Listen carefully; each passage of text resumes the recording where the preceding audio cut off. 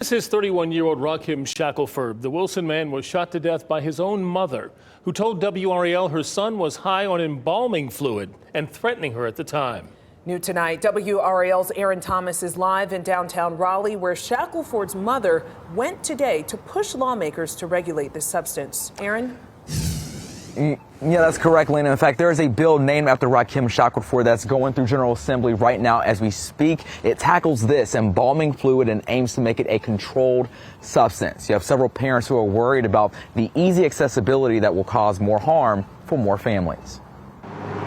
An unlikely street drug that tore Katina Shackelford Wright's family apart. He has been getting high on it, and he was in rehab after rehab. She's referring to her son Rakim Shackelford, who struggled with abusing embalming fluid.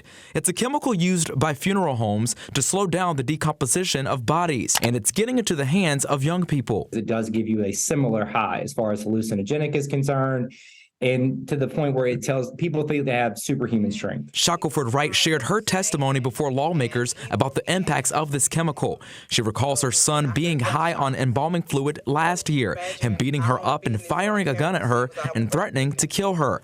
Eventually, she shot and killed him. State Representative Ken Fontenot spoke about the bill named after Rakim Shackelford that would label this fluid as a controlled substance. One person dying, one child being killed by this substance is too much. And it's not one, it's many.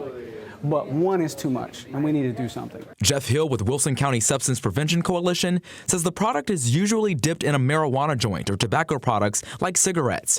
He says embalming fluid should be restricted in North Carolina. As a nonprofit, this is what we need in order to open up the door for grant funding to be able to pay for community members to be able to access these services. Shackelford Wright doesn't want to see other families broken apart. Oh, I don't want no parent in the predicament that me and my family was in.